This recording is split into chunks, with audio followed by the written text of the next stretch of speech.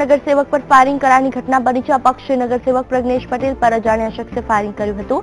આણંદ ચોકડી પાસે અજાણ્યા યુવાને 4 રાઉન્ડ ફાયરિંગ કર્યું, જેમાં પ્રજ્ઞેશ પટેલને ગંભીર ઈજા થવા પામી, જે બાદ તેમને વડોદરાની ખાનગી હોસ્પિટલમાં સારવાર અર્થે ખસેડાયા છે। આણંદ ચોકડી પાસે અજાણ્યા યુવાને પ્રજ્ઞેશ પટેલ પર ફાયરિંગ કર્યું।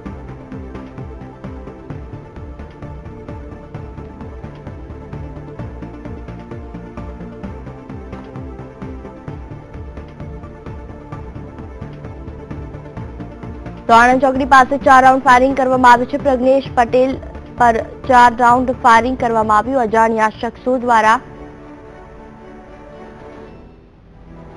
તેના કેટલાક વિડીયો સામે આવ્યા છે। સીસીટીવીમાં ફાયરિંગ કેદ થયું છે।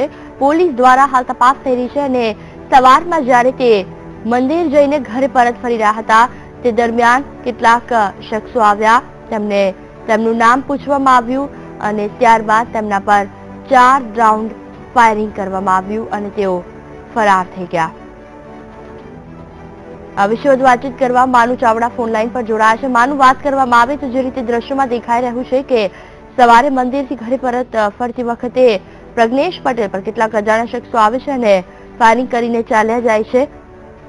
મહત્વનું છે આ તમામ દ્રશ્યો સીસીટીવીમાં કેદ થઈ ગયા। શું છે માહિતી?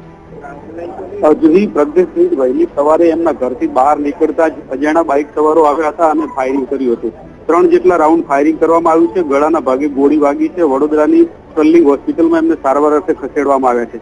જે રીતે તેમના પર હુમલો થયો છે તો પોલિટિકલી ક્યાંક ને ક્યાંક દ્વેષભાવના કારણે હુમલો થયો એવું લાગી રહ્યું છે, કારણ કે બોરસદ નગરપાલિકાના બોરસદ શહેરના પ્રમુખ પણ રહી ચૂક્યા છે અને અત્યારે હાલ અપક્ષ તરીકે ચૂંટણી લડી અને એમની આખી પેનલ વિજેતા બની છે। આ ઉપરાંત એ બિલ્ડિંગ કન્સ્ટ્રક્શન સાથે પણ જોડાયેલા છે, એટલે એ પણ શંકા છે પરિવારજનોને કે બિલ્ડિંગ કન્સ્ટ્રક્શનના વ્યવસાયના કારણે કોઈના કોઈ અદાવત હોય અને આ હુમલો કરવામાં આવ્યો છે।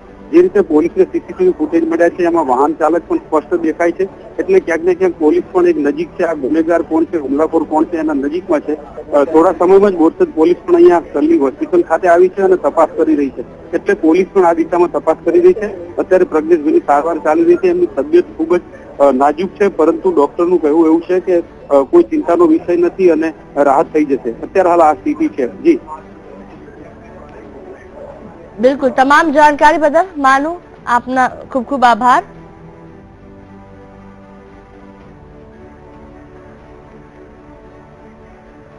તો અમારી સાથે બોરસદથી કોંગ્રેસના ધારાસભ્ય અમિત ચાવડા જોડાઈ ગયા છે। અમિતજી, ખાસ કરીને વાત કરવામાં આવે જે રીતે પ્રજ્ઞેશ પટેલ પર ફાયરિંગ કરવામાં આવ્યું છે કેટલાક અજાણ્યા શખ્સો દ્વારા, ક્યાંક ને ક્યાંક રાજનીતિક રીતે પણ આ બાબતને જોવાઈ રહી છે, શું છે આપની પહેલી પ્રતિક્રિયા? પ્રજ્ઞેશભાઈ એક યુવાન કાઉન્સિલર છે ને પ્રજા સાથે જોડાયેલા છે। કેટલાક તત્વો દ્વારા આજે સવારે એમની પર જાનલેવા હુમલો કરીને ફાયરિંગ કરવામાં આવ્યું છે। ગુજરાતમાં કાયદો વ્યવસ્થાની પરિસ્થિતિ દિવસે દિવસે કથળતી જાય છે। યુપી બિહારને પણ શરમાવે એવી રીતે ખુલ્લેઆમ ફાયરિંગ ને ખૂનના બનાવો વધી રહ્યા છે। ચોરી લૂંટમાં પણ વધારો થયો છે। ત્યારે ગુજરાત સરકાર તમામ ક્ષેત્રે નિષ્ફળ રહી છે। એમાં ફાયરિંગના કેસથી સાબિત થાય છે કે ચરોતર જેવો શાંત પ્રદેશ ત્યાં ભૂતકાળમાં આવું ક્યારેય નથી બનતું, ત્યાં પણ આવી રીતે ખુલ્લેઆમ ફાયરિંગના બનાવો બની રહ્યા છે, જેથી કરીને રાજ્ય સરકારની કાયદો વ્યવસ્થાની પરિસ્થિતિ બિલકુલ પડી ભાગી હોય એવું પ્રજાને અહેસાસ થાય છે। બિલકુલ, ખાસ કરીને વાત કરીએ અમિતજી, બે રીતના કારણો જોવાઈ રહ્યા છે તેમના ઉપર। જે રીતે હુમલો થયો તે પ્રમાણે કે તેઓ કન્સ્ટ્રક્શનનો બિઝનેસ કરે છે તો તેને લઈને પણ કોઈની અંગત અદાવત હોય, અને જે રીતે પહેલા મેં વાત કરી રાજકીય દાવપેચ, શું લાગી રહ્યું છે આપને આ રાજકીય દાવપેચ હોઈ શકે? આ પહેલા આપને ક્યારે આ બાબતને લઈને કોઈ અજાણતા પણ જાણ હોય?